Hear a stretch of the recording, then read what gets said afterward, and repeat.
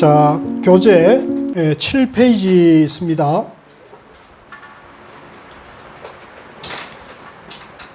유마경 제1장 불국품입니다. 불국품. 부처님 나라. 부처님 나라.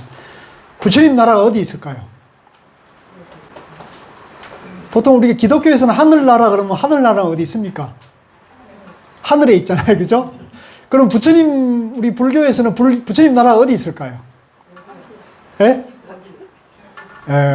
자기 마음 속에 있어요. 자기 마음이 그대로 부처님 나라예요. 예. 근데 자기 마음을 아수라같이 쓰면 아수라의 세계고, 자기 마음을 지옥같이 쓰면 지옥의 세계고, 부처님 같이 쓰면은 부처의 세계죠. 예. 간단해요. 예. 여러분들은 부처님으로 사는 게 좋겠어요? 아수라의 세계가 좋겠어요? 알아서 하세요. 근데 본래는 부처인데 굳이 지옥 가서 살 사람들이 있더라고요, 자꾸. 안타까운 일이죠. 자, 공부하겠습니다. 이와 같은 사실들을 저는 들었습니다. 요거 이제 원래는 이와 같이 나는 들었습니다. 이렇게 하는데, 이제 무비스님께서는 약간 요거를 조금 더 자상하게 이렇게 설했어요. 원래는 이제 여시아문이죠. 여시아문. 예. 예. 이 불교의 경전은요, 불교의 경전은 부처님이 직접 설하거나 부처님이 글을 쓴 게 아니고, 부처님이 이제 그때그때 법문을, 설법을 한 것을 들은 사람들이 기억을 했다가, 그걸 원래는 암송을 해요. 그때는 이제 문자나 또 종이가 없을 때였으니까, 그죠? 그때는 이제 그 글자가 없을 때이기도 하고, 글자가 있어도 그걸 기록하는 문화가 아직 발달하지 않을 때였으니까, 그때는 주로 어떻게 했냐면, 그걸 듣고는 기억을 해요. 외우는 겁니다, 외워. 우리 지금 서청 명창께서 이제 창을 한다 그러잖아요? 근데 아까 얘기 들어보니까 3시간 동안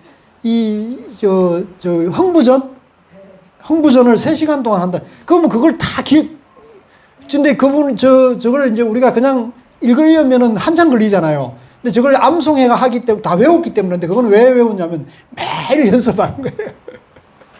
그렇듯이 부처님 경전도 매일 모여서 독송을 하는 거예요. 그러니까 이게 전승이 된 거죠. 그래서 그걸 이제 기록이 이제 나중에 문자와 이제 종이나 또는 이제 나뭇잎 같은데 이제 경문에다가 써놨다가 이게 이제 나중에 이제 종이로 이렇게 된 거죠. 그래서 이와 같이 나는 들었습니다. 이렇게 되는 겁니다. 어느 날 부처님께서는 비아리성, 이제 바이샬리입니다. 오늘날로 말하면 바이샬리 성의 암나나무 동산에서 큰 비구 스님 8,000명과 보살 32,000명. 어마어마하죠?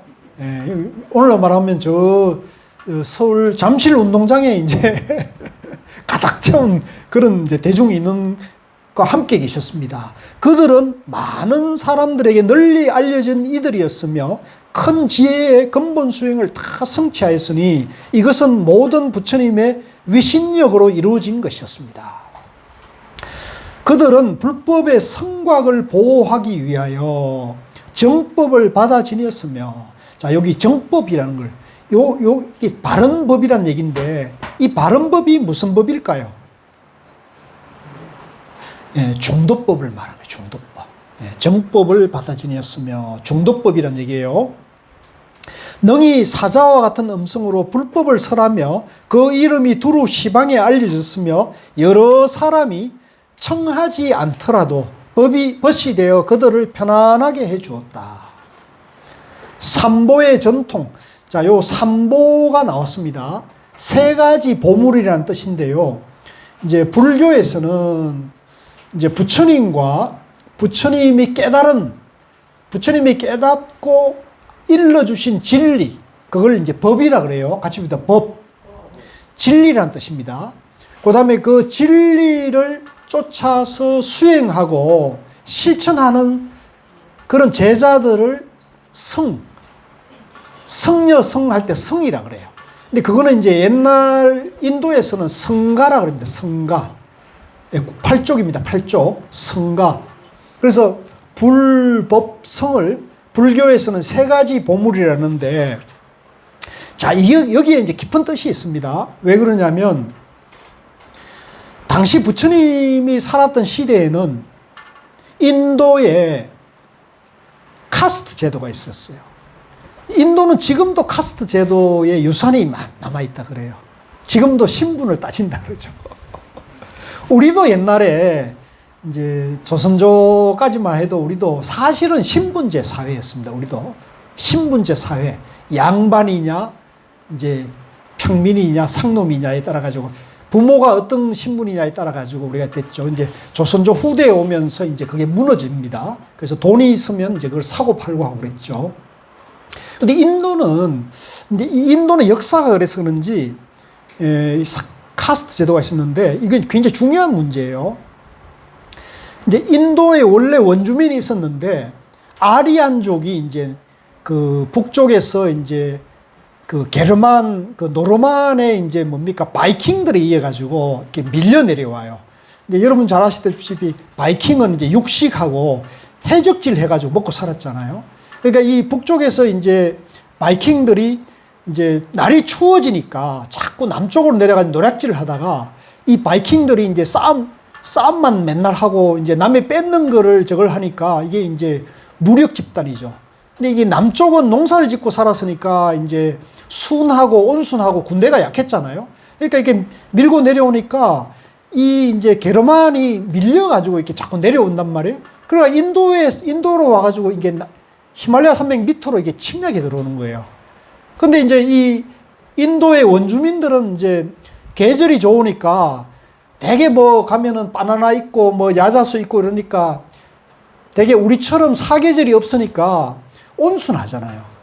예. 그러니까 뭐 놀기 좋아하고, 그죠? 그랬는데 이게 군사 집단이 이게 밀려 들어오니까 이제 이게 침략 당해가 피지배 계급이 돼버린 거예요. 그래서 이 지배 계급이 된 이 계급들이 어떤 제도를 만들었냐면, 자기들 민족, 자기들 인종은 브라만이다. 브라만. 제사장 계급을 선언하고, 그 인도의 원주민 중에 귀족이나 왕족이나 신분이 높은 집안들을 이제 그걸 뭐라 그러죠? 크사트리아라고 이제 계급을 지정을 해요. 그리고 이제 일반 상업이나 농사나 이제 평민들은 이제 바이샤라 그러죠. 그 다음에 이제 천민 신분을 이제 수드라라 그럽니다. 그래서 이 네 가지 계급 제도를 만들어요. 그걸 아주 엄격하게 시행을 합니다.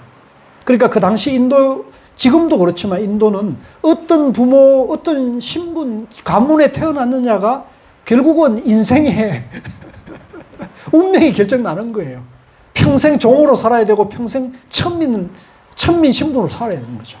그런데 이제 부처님은 이제 그 중에 크사트리아 계급에서 태어났단 말이죠. 왕족에 태어났는데, 그러니까 이제 이 부처님이 이제 그렇게 태어났지만은 깨닫고, 왕족이었고 깨닫고 보니까 일체 중생이 다 평등한데, 당시 세속 사회는 신분제 사회잖아요. 그러니까 이 부처님이 왕으로 돌아가거나 거기서 마음 놓고 포교를 할 수가 없었어요. 왜? 브라만 계급이 지배 계급이잖아요. 그러니까 브라만 계급에서는 윤회 사상을 퍼뜨려 가지고 이제 너가 지금 금생에 이런 집안에 태어난 것은 너가 전생에 좋은 복을 많이 짓고 선업을 많이 닦았기 때문에 너가 이런 브라만에 태어났고 크사리트리아 태어났고 천민이 되었다, 이렇게 교리를 가르쳤단 말이에요. 이게 이제 힌두교 옛날 고대 브라만교 사상이에요. 그래서 이제 부처님이 그런 시대에 태어났는데 깨달았어요. 깨닫고 보니까 그게 전부 거짓말이라는 걸 알은 거죠.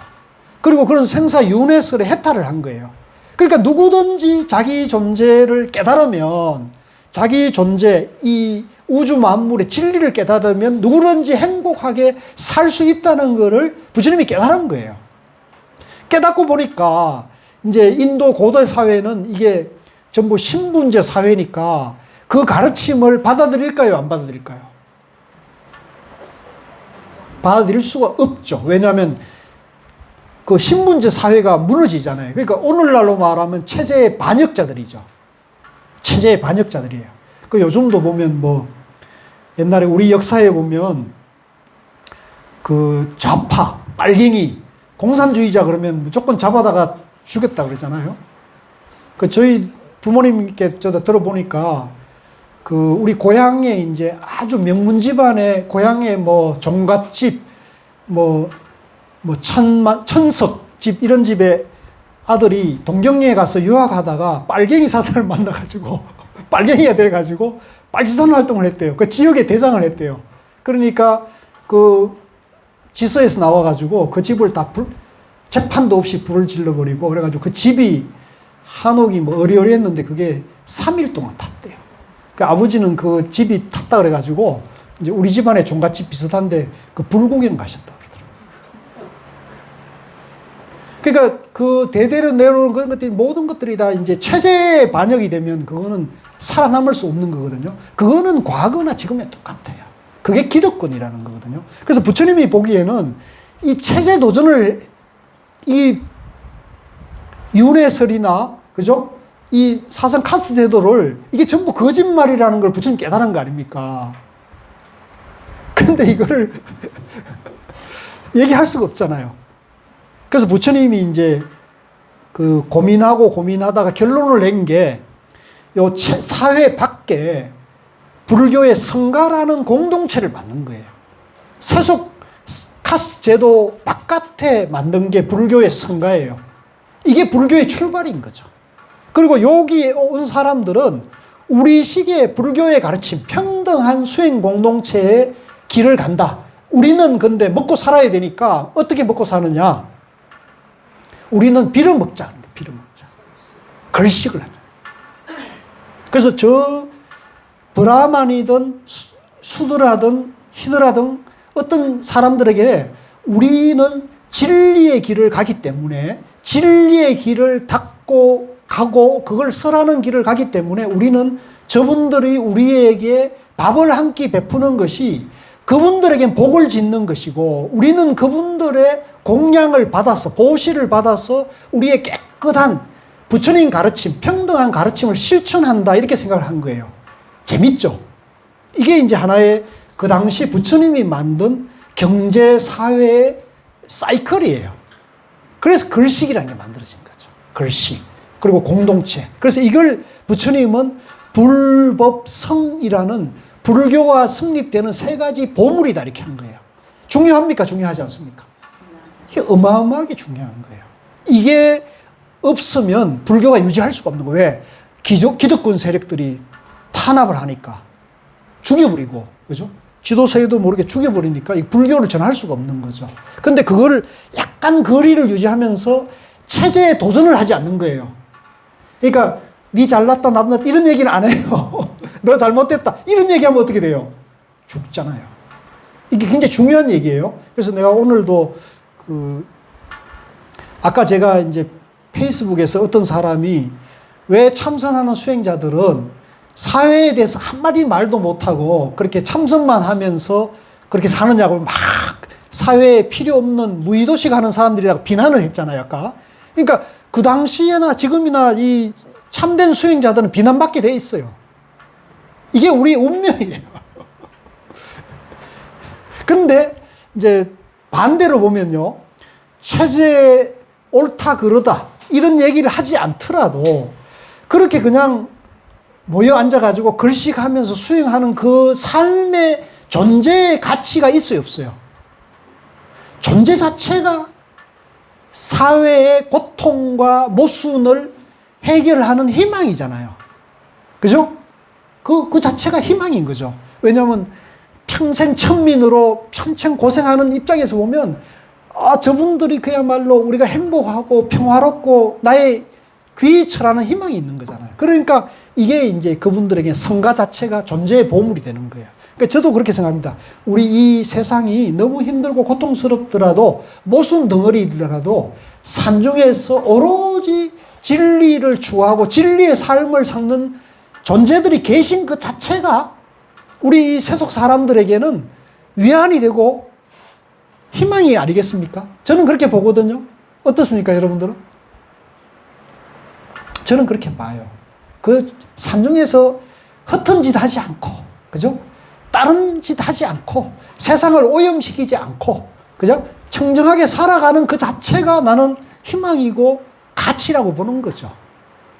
그래서 우리가 그렇게 보면 이제 무슨 뜻인지 이해가 되는 거예요. 그래서 저는 이 오용락이 넘치고 다 욕망을 추구하는 시대에, 세상에 그걸 버리고 산중에서 그냥 자기 마음을 닦느라고 사시는 선방의 수자 스님이 계신 것마다 해도 나는 희귀한 일인데, 그걸 잘못 산다고 욕하면 이 세상이 과연 어떻게 되겠냐는 말이죠, 저는.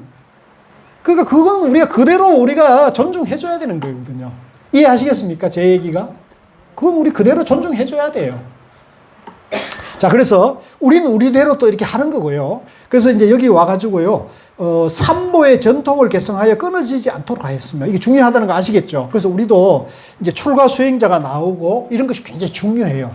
제가 이제 비록 제가자의 몸이고 불교를 얘기하지만은 저는 이제 출가한 스님이라 그러면 아무리 그 스님이 행동이 마음에 안 들고 눈살을 찌푸리더라도 저는 그분이 출가한 스님으로 있는 한은 저는 삼배를 해요.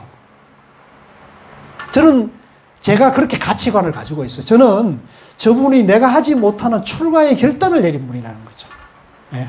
출가해서 바른 수행자이든 뭐 길을 잘못 가든 그거는 내 업이 아니고 그건 그분의 업이잖아요.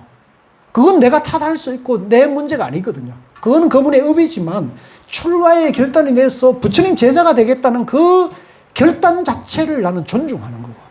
그래서 나는 그분이 뭐 바른 길을 가든 잘못된 길을 가든, 예, 나는 그거는 그분의 업이고 나는 그분이 수행자로 살고 있는 것 자체를 나는 귀하고 존중하고 그래서 그걸 이념이나 가치로 본다는 거죠. 그러더라도 스님의 이제 내가 안 봤으니까 내가 보면 또 다른 문제겠지만 나는 그러더라도 내가 안 보고 그냥 스님으로 사시는 것 자체에 대해서 나는 존경하는 마음을 가지고 있다. 이해하시겠습니까? 이것도 뭐 내 생각이니까 여러분들이 내가 옳다고 볼 필요 없어요. 여러분들 나름대로 가치관을 가져야 됩니다. 그런 거에 대해서. 그래서 끊어지지 않도록 한다. 그래서 저도 지금도 저하고 공부한 분들 중에 출가자가 여럿 나왔거든요.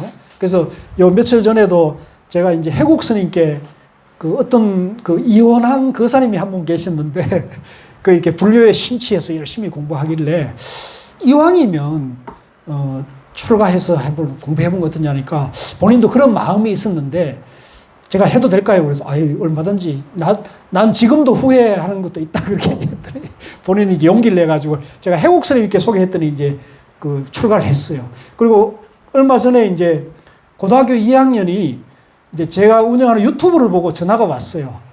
교수님, 제가 매일 1시간씩 참선하는데요. 화두 참선 너무 좋습니다. 화두 참선 너무 좋습니다. 나 깜짝 놀랐죠. 고등학교 2학년인데. 여러분들 화두 참선 좋습니까? 힘들잖아요. 하루 5분도 힘들어 죽겠다는 분들이 대만인데, 이분은 고등학교 2학년인데, 자기 너무 좋대. 1시간씩 하는데. 근데요, 화두를 내가 혼자 하고 있는데요. 이거 이래 해도 됩니까? 이렇게 묻는 거예요. 그래서 내가 이제 얘기해줬죠. 예, 알겠습니다, 교수님. 이러면서 씩씩 하더라고요. 뭐, 거침이 없어요. 그러니까, 이 친구는 남 눈치 보고 이런 친구 아니에요, 보니까. 그러니까 화두 참선이 맞는 거예요. 남 눈치 보고, 이렇게 소극적이면 이건 참선할 수가 없어요. 이게 당당해야 되거든요. 예. 자기 운명, 자기 삶의 주인의식이 있어야 돼요. 우리 저 뒤에 친구, 몇 살이라 그랬지? 23살? 아이고. 23살이라도 엄마, 아빠 눈치 보면 안 돼. 예? 다른 사람 내 눈치도 보지 말고 당당해야 돼요. 내가 이 삶의 주인이다는 의식이 있어야 돼요. 예? 내가 내 삶의 주인이다. 내 운명의 주인이다는 의식이 있어요. 그래서 항상 경제적으로나, 모든 생활에 있어서 자립성을 가진 게 중요해요. 자립성을. 그러면 당당하게 살아갈 수 있거든. 그래서 그 친구를 보니까 거침이 없는 거예요. 그리고 자기 할 말만 하고 또 끊어버려요. 그러더니 며칠 있다 또 전화 와요. 교수님 화두 드는데 이런데 어떻습니까? 그거 이렇게 하니까 지 나름대로는 답을 찾다 생각하니까 또 끊는 거예요, 그냥. 예, 알았습니다. 그리고 이제 몇 달 뒤에는 교수님, 제가요, 참선이 너무 좋아가지고 이 길밖에 없다는 생각이 들어요. 그래서 저 지금 고등학교 2학년인데 제가 고3 되면 고등학교 마치면 이제 출가할래요. 출가하려면 스승을 잘 만나야 되는데 이거 어떻게 해야 되죠? 그러니까 지 나름대로 다 알아보는 거예요. 고등학교 2학년인데 출가하면 스승을 잘 만나야 돼, 은사를 잘 만나야 돼, 이게 다 알아보는 거예요. 이게 벌써 멀쩡한 거죠. 예. 그건 내가 네가 일단은 아직 고등학교 마쳐야 되니까 고등학교 3학년까지 공부 열심히 하고 그때 네가 마음이 확고해지면 그럼 내가 그거는 걱정하지 마라. 내가 우리나라에서 최고로 훌륭한 스님을 내가 소개시켜 줄게. 걱정하지 마. 예, 알았습니다. 그런 친구예요. 나는 그 친구가 뭐 출가하든 안 하든 그건 나중 문제인데 나는 너무 고마운 거예요. 너무 고맙더라고요. 그렇지 않습니까? 불교의 이 명맥을 주의하는데 나는 못 하잖아요. 근데 그 친구는 할 수가 있거든. 그러니까 이게 참 우리 한국 불교가 안 망한다는 게 나는 불교가 이렇게 쉽게 망하지 않는다고 나는 보는 거예요. 그래서 여러분들이 보면 한국 불교 금방 망할 것 같이 보이죠. 예. 이게 그렇게 안 망해요. 불교가 2600년이 그래 왔고요. 1700년 한국 불교사가 이거보다 더 엉망진창이고 더 아수라장인 때가 많았어요. 불교가. 조선조에는요, 완전히 불교가 박살이 났어요. 완전히 박살이 났어요. 그래도 불교가 근세에 와가지고 금방 살아났잖아요. 이게 이제 저는 우리 한국 불교가 이게 이제 조계종이라는 화두참선법, 조사선법이 있기 때문에 그런 거예요. 이게 정말 세계적인 가치가 있어요. 근데 문제는 이게 좀 어려워요. 이게 한 가지 안타까운 거는 이 공부를 하려면 어려워요. 그래서 이제 제가 이제 성철 스님은 그 백일본문을 해놨는데 백일본문의 선문 종로가 너무 어렵거든요. 너무 고준한 말씀을 해놨어요. 근데 고 스님 본문을 들어보면 쉽죠. 여러분들이. 그러니까 그 성철 스님 어려운 얘기를 고 스님 스타일로 그걸 쉽게 설명하는 게 있어요. 그래서 저는 성철 스님의 그런 고준한 것과 고 스님의 쉬운 것을 저는 배웠거든요. 그래서 저는 좀 여러분들에게 쉽게 설명하려고 그러는데 쉽습니까? 어려운가 보네. 그래서 하여간 여러분들도 이제 내가 공부길에 좋은 인연이라 생각하고 빠지지 마시고 이 공부를 하시면 여러분들이 이제 부처님 지혜를 마음속에 밝힐 때가 올 거예요. 마구니와 미워하고 질투하는 이들을 항복받았으며 모든 외도를 제압하였다. 또 그들은 모든 면이 청정해서 마음을 어둡게 하는 번뇌와, 자, 요거 밑줄 끄십시오. 우리 마음이 본래 밝아요. 8페이지입니다. 8페이지 위에서 두 번째 문단인데요. 자, 이게 이제 굉장히 중요한 얘기인데, 우리 마음은 본래 밝고 청정해요. 근데 우리 마음이 본래 밝고 청정한데, 어느 때 우리 마음이 초조하고 불안하고 어두워지느냐면, 번뇌가 일어나면 어두워져요. 번뇌가 일어나면. 그래서 마음을 어둡게 하는 번뇌와 사람을 구속하는 번뇌. 이제 사람을 구속한다는 건 뭐냐면, 내 본래 마음이 부처님 마음이고 내 마음이 본래 환하게 밝은데 내가 누구다 이러면 내가 나를 구속해버려요. 그러면 내가 누구다 그러면 내가 누구를 만났는데 나를 무시하거든요, 그 사람이. 그러면 내가 억울하게 느껴져요. 내가 억울하게 느껴져가지고 저 사람이 나를 대접하지 않는데 그래서 내가 화가 나요. 그러면 내가 내 마음속에 구속이 돼버리는 거예요. 그러니까 저 사람이 나를 무시하든 존중하든 내 마음이 흔들리면 안 돼요. 아시겠어요? 저 사람이 나를 존중하든 무시하든 그거는 그 사람의 업이고, 나는 내 마음이 본래 밝고 내 마음이 부처님 마음이 돼야 되는 거야. 그러면 저 사람이 무시하든 존중하든 관계없이 내 자존감이 있는 거잖아요. 그렇죠? 그러면 내 마음이 본래 청정한 그 자리를 내가 유지하고 있는 거란 말이에요. 아시겠죠? 그래서 사람을 속박하는 번뇌를 영원히 떠났으며 이제 이게 해탈한 거예요. 해탈하게 되면 번뇌가 싹 없어져 버렸어요. 항상 밝은 마음, 항상 깨끗한 마음으로 100% 사는 거예요. 마음은 항상 걸림이 없는 해탈의 경지에서 편안히 머물면서 바른 기억. 자, 여기서 이제 정념. 이게 중요해요. 바른 기억. 그래서 우리는 이제 항상 바른 기억은 뭐냐면 지금 이 순간에 깨어 있는 걸 바른 기억이라 하는데 우리는 이제 우리가 어떤 기억을 하느냐면 이제 어제나 지나간 10년 전, 20년 전, 30년 전 일을 지금 다 기억하고 있어요. 그죠? 기억해서 30년 전, 50년 전 일인데 그걸 시도 때도 없이 불러내가지고 그게 내가 억울해가지고 그걸 계속 곰씹고 있는 거예요. 그래서 잠을 자다가 잠이 안 오면 50년 전에 그 일이 탁 어느 데 부지불식간에 탁 떠오르거든요. 그러면 내가 억울해가지고 막 잠도 잘 안 오고 피곤해요. 그죠? 그러다가 또 이렇게 그러다 보니까 이제 우리가 옛날 기억을 자꾸 되새겨지면 이건 이제 삿된 기억이 되는 거죠. 그래서 이 지난 전생에 그러니까 어제도 우리는 불교에서는 전생이라고 봅니다. 어제도 전생이고 10년 전도 전생이에요. 꼭 우리가 내가 사람 몸 받기 전에 목숨이 태어나기 전에 세상을 말하는 게 아니에요. 불교의 선에서는 전생이 어제도 전생이에요. 또 지금 내 앞 생각도 전생이에요. 아시겠어요? 그 지나간 생은 다시 돌이킬 수 없는 거예요. 그죠? 그러니까 다시 돌이킬 수 없으니까 전생은 다 흘려보내야 되거든요. 근데 우리는 그게 기억이 남아가지고 그걸 자꾸 마음속에서 그거를 자꾸 불러낸단 말이에요. 그러니까 이게 이제 잘못된 기억이 된다. 그러면 내가 전생을 다 흘려보내면은 그럼 내가 무슨 생미로 삽니까? 지금 이 순간에 깨어 있었다는 거죠. 지금 이 순간에 번뇌와 망상에 물들지 않고 항상 밝고 깨끗한 마음을 밝게 유지를 해야 한다는 거죠. 그걸 이제 우리가 정념이랍니다. 같이부터 정념.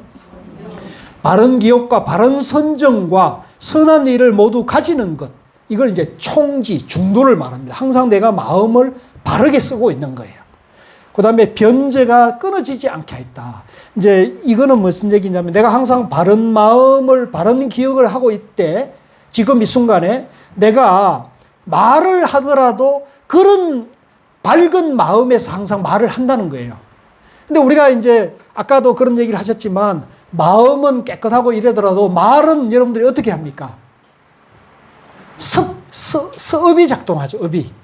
그래서 제가 이제 언젠가 누구에게 심리학자가 얘기하는 걸 들어보니까 우리가 나이가 들면 60이 넘어가면 어머님, 아버님, 부모 세대의 어린 시절에 아버지, 엄마가 하는 얘기가 자꾸 떠오른대요. 말투가 흉내가 난대요.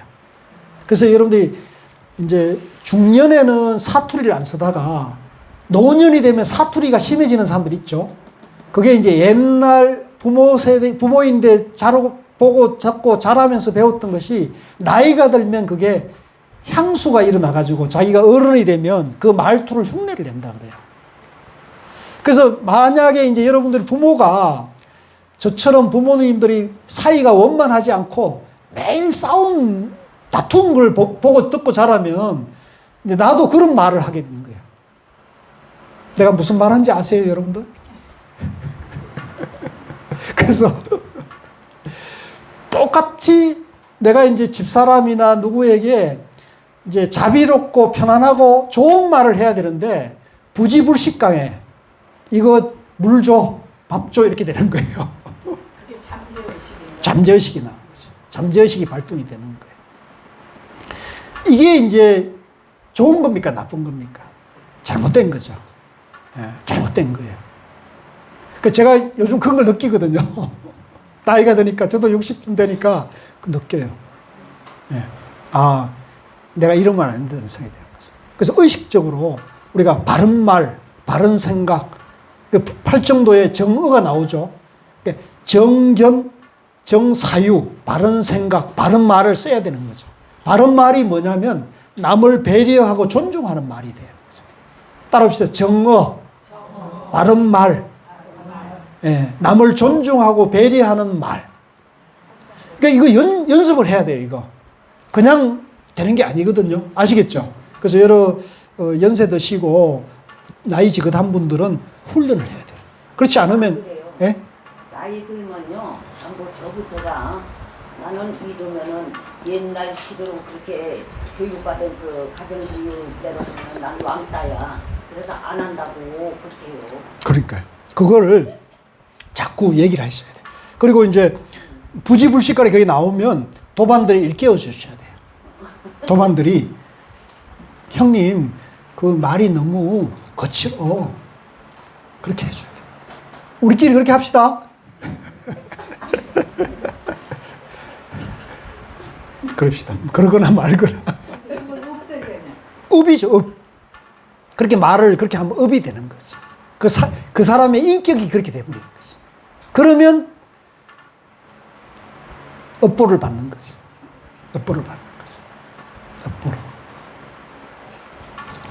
자, 그래서 변제가 끊어지지 않겠다. 또 보시, 지계, 인욕, 정진, 선정, 지혜와 방편과 힘이 모두 갖추어져 얻은 것이 없을 때까지 이르렀고 참다운 깨달음을 얻은 편안한 마음에서 일어나지 않고 능히 중생을 수순해서 물러서지 않게 법륜을 굴렸다. 여러 가지 가르침의 특징들을 잘 알고 이제 이 부처님 가르침은 하나인데요. 이제 불교 안에 사상이 굉장히 다양하거든요. 그래서 우리가 이제 부처님 가르침을 깊이 근본을 이해하면 그 다양한 특징들을 다 회통할 수 있게 됩니다. 그 중에 하나가 이제 중도를 아는 거예요. 그래서 여러분들은 저는 중도를 바로 알면 모든 사상을 회통할 수 있다. 그래서 여러분들이 공부가 지금 좋은 방향으로 가고 있는 겁니다. 잘 알고 중생의 근기를 잘 알고 모든 대중의 어뜸이 되어 두려워할 것이 전혀 없다. 제가 이제 이 유마경 공부를 하면서 우리 도반님들에게 한 가지 하나 아쉬운 것은 우리 도반님들 중에는 대학원 공부를 한 분들도 있고 또 불교 공부가 처음인 분들도 있어요, 오늘. 그러다 보니까 제가 어디에 눈높이를 맞춰서 강의해야 될지가 조금 어려움이 있어요.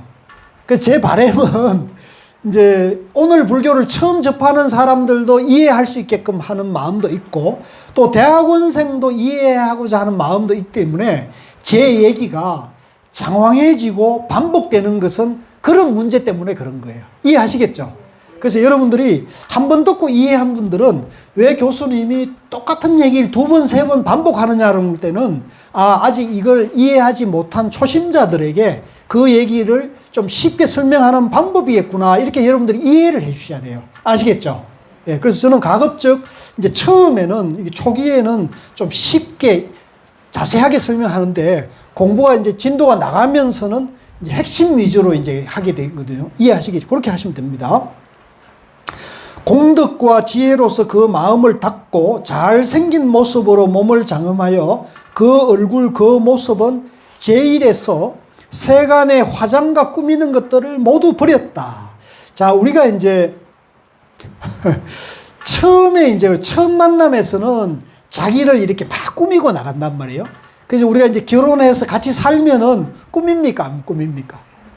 이제 우리가 서로 이제 친해지고 그 본질을 알게 되면 괜히 장식하고 꾸밀 필요가 없어요. 우리 본질을 알았기 때문에. 그러니까 우리 불교도 처음에는 어렵고 막 복잡하지만은 본질을 알게 되면 이게 쉬워지는 거예요.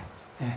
그리고 그것이 내 안에 있다는 걸 알게 되는 거거든요. 그러니까 지금은 여러분들이 저 교수님이나 이 책에서 말하는 것이 도대체 이해가 안 되더라도 자꾸 처음에 잘 이해 안 되고 어렵더라도 자꾸 듣다 보면 교수님이 말하는 것이 결국은 부처님 가르침이 내 마음이 부처라는 거구나 이렇게 이해가 되는 거예요. 그러면 꾸밀 필요가 없죠. 고명한 이름은 높아 멀리까지 들려 저 수미산을 넘어갔고 깊고 깊은 믿음은 견고해서 마치 금강과 같았다. 그래서 이 이제 금강석 다이아몬드 같은 거는 이제 세상에 가장 단단하고 밝고 빛나는 것이 다이아몬드잖아요. 그러니까 우리가 가장 내 마음이 부처고 내 마음 안에 모든 지혜와 모든 능력을 가지고 있다고 믿으면은요, 여러분들이 살아가다가 이제 부모님이 돌아가시거나 배우자가 큰 병을 만나거나 또 자기 자신이 큰 병을 만나더라도 자기 마음을 확고하게 믿는 사람은 내 안에 큰 불치병을 만나더라도 자기 마음을 믿는 사람은 흔들릴까 안 흔들릴까요? 흔들림이 없는 거예요. 그래서 제가 이제 가만 돌이켜보면요, 제가 고우 스님이라는 분을 제가 38살에 만났는데, 늦게 만났죠. 38살에 만났는데 내가 왜 고우 스님 만났을 때 한 번도 스님에 대해서 의심하거나 이 법문들으로 하는 걸 주저하지 않았던가를 생각해 보면은 내가 그 고우 스님을 믿었다기보다는 내가 하고자 하는 방향에 대해서 내가 의심이 없었어요. 그러니까 내가 내 마음에 대해서 내가 의심이 없었던 거죠.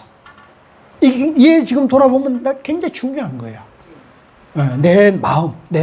내가 지금 하고자 하는, 내가 저 스님께 공부를 배우고 가자는 것에 대해서 내가 한 번도 의심이 없었어요. 그리고 그 의심이 흔들리지 않은 것은 다시 돌이켜보면은 제가 중학교 2학년 때 누구를 만났다 그랬어요. 중학교 2학년 때 박문호 박사를 만나가지고 네가 깨달으면 부처가 되는 거야 라는 얘기를 듣고, 내가 그때 중학교 2학년 때, 그때가 제가 13살인데 제가 13살에 내가 깨달아서 부처가 되야겠다는 마음을 딱 결심을 그때 했어요. 아, 나도 깨달아서 부처가 되야겠다는 마음을 저는 13살에 그때 딱 결심을 했어요. 그리고는 제 삶에 그게 나침반이 되어버린 거예요. 그 어떤 면에서 보면 제가 이제 나이 들어서 저도 뭐 주색 잡기도 하고 막 이렇게 때도 많이 묻은 사람이거든요. 저도 이래봬도 저도 좀 상당히 그 세상을 더럽게 산 사람이에요. 그런데도 내가 이게 흔들리지 않고 길을 찾아갔다는 것은 굉장히 중요한 것 같아요. 제가 봤을 때. 그러니까 웬만했으면은 뭐 돈에, 물질에, 권력에, 욕망에 휩쓸려 가지고 막 살할 수 있잖아요. 그렇게 안 보입니까? 그런데 내 마음이 부처 마음을 다스려줘. 그런데 제가 이제 그렇게 욕망이나 물질이나 권력에 흔들리지 않고 제가 이제 이 길을 계속 갈 수 있었던 것은 그 중학교 2학년 때 그분의 이제 얘기예요. 너도 깨달으면 부처가 될 수 있어. 그때 그분이 얘기해 준 거에 대해서 내가 결심을 한 거예요. 아, 내가 이왕 내가 사람으로 태어났는데 내가 부처가 돼야지. 다른 것은 내가 관심이 없었어요. 그때. 그러니까 이게 사실 어렸을 때 교육이 굉장히 중요한 거예요. 나는 이게 부모님 영향이 아니에요. 나는 이게 부모님 영향이 아니고 내 혼자서 절에 가서 템플 스테이를 하다가 그걸 내가 결심을 하게 된 거죠. 그래서 저 우리 23살 우리 친구도 부모님이 좀 좋은 인연을 집어준 거예요. 박수 한번 쳐줍시다. 굉장히 중요한 거예요. 굉장히 중요한 거예요. 그래서 나는 이제 저 친구나 또 우리 고등학교 2학년 친구가 너무 고마운 거예요. 어렸을 때 내 모습이 보이는 거예요. 어찌 보면 나보다 더 뛰어난 거죠. 나는 그때 화두참선 몰랐거든요. 나는 38살에 화두참선을 만났어요. 고우스님 만난 거거든요. 근데 그 친구는 자기 혼자 막 하다가 자기가 혼자서 화두 들고 하고 있는 거예요. 그러니까 훨씬 공부가 빠르죠. 그래서 이제 그 친구가 제자라기보다도 도반이죠, 도반. 그 친구는 나는 이제 그런 친구들이 빨리 나올수록, 그죠? 빨리 도인될 가능성이 높잖아요. 그러니까 여러분들도 이제 그 어찌 보면은 여러분들이 나이가 많고 이래가지고 그런 고등학교 2학년이나 저런 23살 아리따운 처녀를 무시하면 안 돼요. 왜? 저런 분들이 도인 될 수가 있거든요. 그러니까 여러분들이 나이만 많다 뿐이지 나보다 더 훌륭하다 이렇게 생각하셔야 됩니다. 고맙습니다. 네. 그러니까 여러분들이 지금 훌륭한 도반하고 공부하고 있는 거예요. 안 그렇습니까? 별로 실감 안 나는 가운데 여러분들 곁에 지금 훌륭한 선지식이 와 계신 거예요. 지금 여러분들 눈앞에 같이 공부하고 있는 거예요. 아시겠죠? 예. 별로 동감을 안 하신 것 같은데 나는 근데 그런 느낌이 와요. 나 혼자만 그런 거야. 자, 그래서 가르침의 보물로 널리 비추고 감로의 법문으로 비를 내리어 많고 많은 말 중에 제일 미묘했다. 영기의 이치에, 자, 그 밑줄 거십시오. 영기의 이치. 자, 요게 이제, 우리 불교의 세계관이 영기법이에요. 그래서 이제 지금, 여기서는 이제 영기의 이치라고 표현했는데, 요게 여러 도반님들이 요 영기의 이치를 이해를 일단 하면은 불교적 세계관이 갖춰지는 거예요.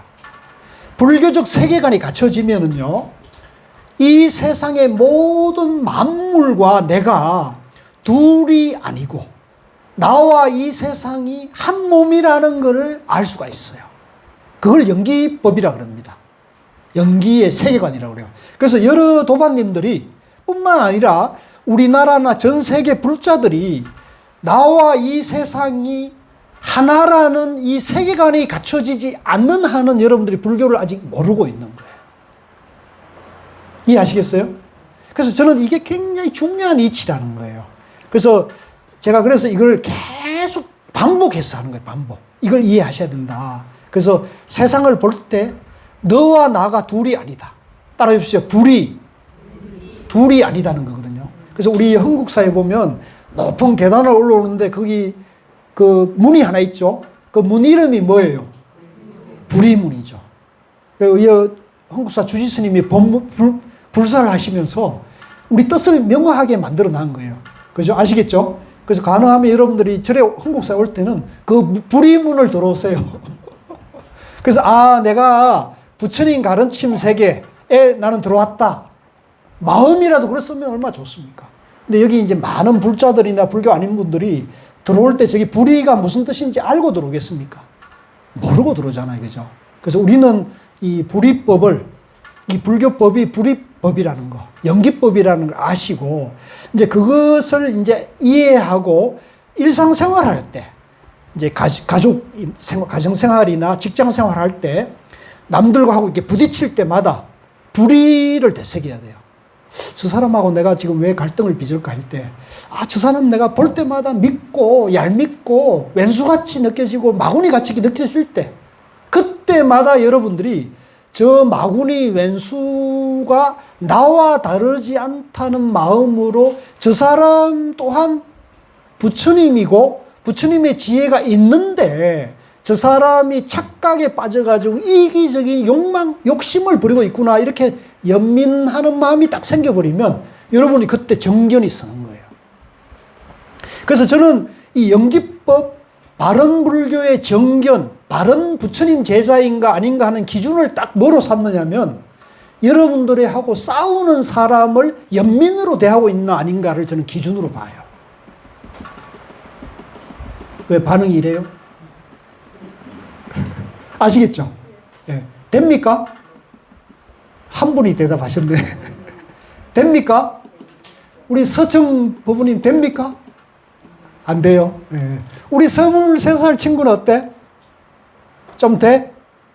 줘봐요. 때들무 된다고. 우리 고양시청 불자회, 예.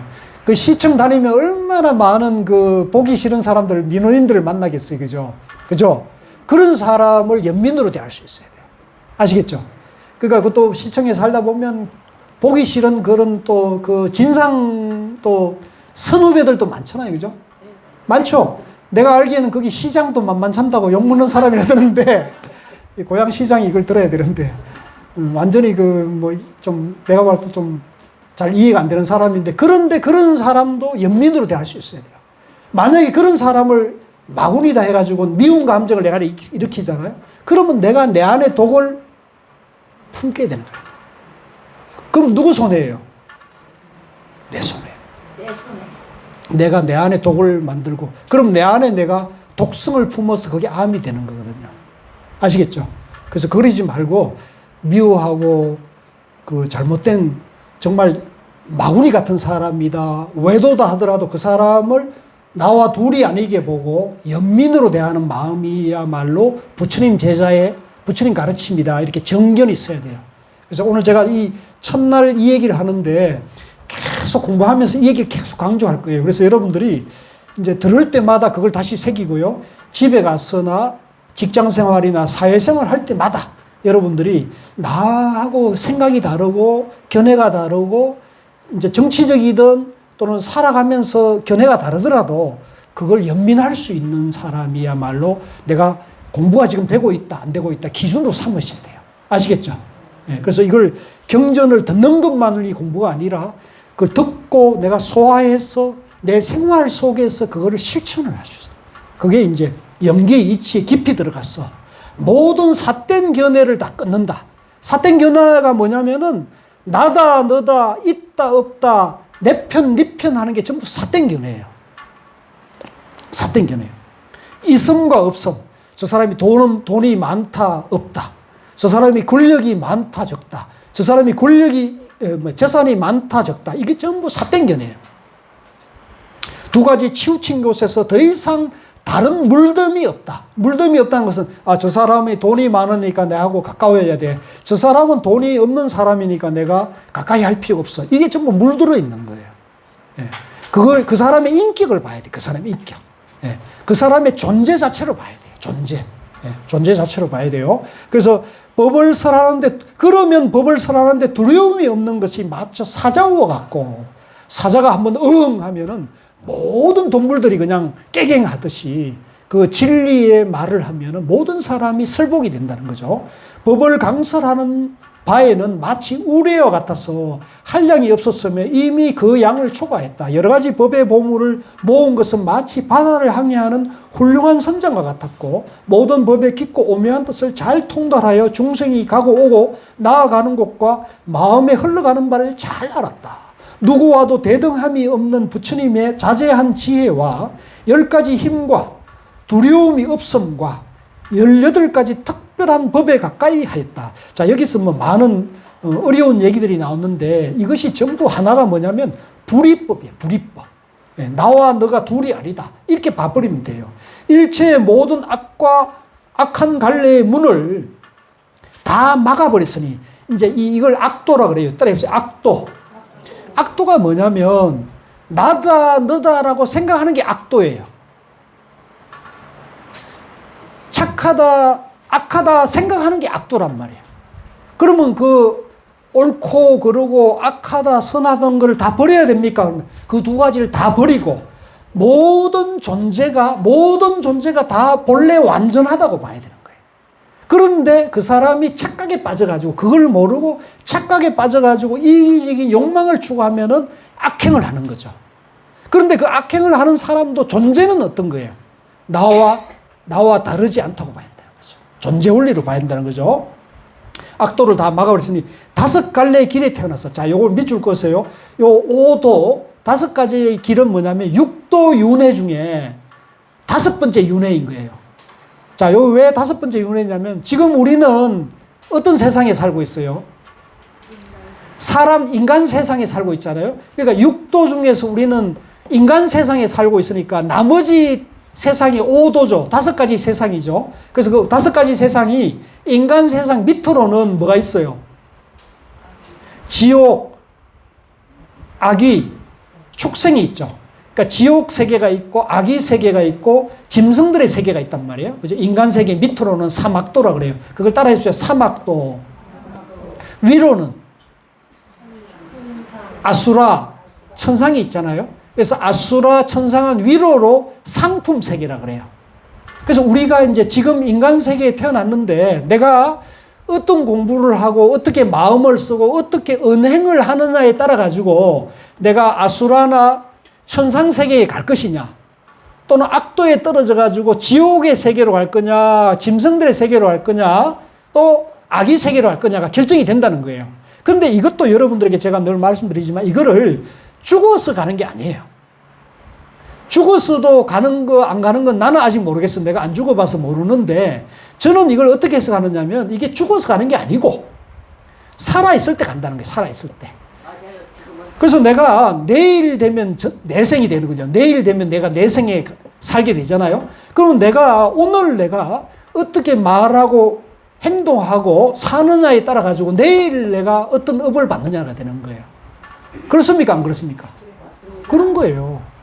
내가 오늘 어떤 말을 하느냐에 따라 가지고 그 상대방이 그런 말을 듣고 나를 저 사람 짐승 같은 놈이야? 그러면 내가 어디 갑니까? 축생계에 나는 그 사람 마음속에 내가 축생계에 가 있는 거예요. 이해하시겠어요? 저 사람은 악이 같아. 그럼 뭐예요? 악의 세계에 가는 거예요. 그러니까 여러분들이 지금 내가 어떤 말과 행동을 하고 사느냐가 중요해요, 안 중요해요? 굉장히 중요한 거예요. 굉장히 중요한 겁니다. 굉장히 중요합니다. 아시겠죠? 그래서 여러분들이 이 유마경을 공부하면서 그걸 다시 새겨야 돼요. 아, 내가 가족에게나 이웃에게나 내가 사회생활을 하면서 어떻게 보고 말하고 사느냐가 내 업이다 이렇게 봐야 된다는 거죠. 그러면 내가 말을 할 때 좀 더 신중하고 행복하고 평화롭게 말을 해야 된다는 거죠. 그래서 이걸 계속 연습하는 게 수행이고요. 이걸 이제 참선을 하면 그런 마음이 길러지는 거예요. 그런 마음이 체험이 돼요. 좋겠어요, 안 좋겠어요? 그래서 여러분들이 여기 이제 특히 참선하는 분들이 많은데 참선을 그냥 남들이 좋다 그러더라. 사막도를 참선하면 사막도를 면한다더라. 선방에 문고리만 잡아봐도 삼세가 사막도에 떨어지지 않는다는 마음으로 하면 안 돼요. 참선해서 그런 선정산매의 힘이 키워지면은 저절로 사막도에 가지 않는 것이 되죠. 이해되죠? 그러면 내가 집에 가서 그런 마음으로 부모나 자식이나 가정 생활을 하면은 그 가족들이 다 어떻게 되겠어요? 사막도에 가겠어요? 저절로 영향을 받잖아요. 그러면 사막도에 안 가는 겁니다. 아시겠죠? 그래서 선방에 문고리만 잡아봐도 3대가 사막도를 멸한다는 말이 그런 뜻이지. 내가 선방에 대중공양하고 이러면 내가 3대가 뭐 그렇게 믿으시면 믿으세요. 그건 어쩔 수 없습니다. 자, 그렇게 하고요. 큰 의사가 되어 온갖 병을 잘 치료하는데 병에 맞추어 약을 주어 잘 복용하도록 하였고, 한량없는 공덕을 다 성취했고 한량없는 국토를 다 청정하게 장엄했다. 보고 듣고 사람들은 다 이익을 얻고 모든 하는 일들은 또한 헛되지 않아 이와 같은 일체 공덕을 모두 구족하였다. 자, 우리가 이제 방금 얘기한 대로 이제 내 마음이 본래 청정하고 내 마음이 부처님의 지혜와 모든 공덕이 다 갖춰지면은 그런 말로 가정생활하고 사회생활하면은 이 세상이 점점점 맑아지겠죠. 그러면 이 세상이 저절로 모든 공덕이 갖춰지고 원만해진다는 거죠. 그렇게 사는 게 좋겠습니까? 말하지 않아도 알겠죠. 그래서 그 보살들의 이름은 쭉 이렇게 수많은 보살들의 이름이 나와요. 그러니까 여기 이 보살들의 이름이 여기서 보면은 우리 여기 이제 뭐 장혜성 보살님, 뭐 김문성 보살 다 이렇게 되는 거예요. 그죠? 그러니까 이 중요 보살 뭐 이렇게 이제 다 되는 겁니다. 그러니까 여러분들도 그렇게 이제 여기 보살이 꼭 살아있는 보살만이 아니라 우리도 얼마든지 그런 보살의 이름에 반열에 올라갈 수 있다 이렇게 봐야 된다는 거죠. 자, 그 다음에 이제 11쪽인데요. 오늘은 공부가 너무 이제 늘어져 가지고 첫날이고 해서 여기까지만 하고 다음 주부터 진도를 좀 나가도록 하도록 그렇게 할게요. 예, 혹시 공부하는데 질문이 있으시면 예, 질문. 자, 수고 많으셨습니다.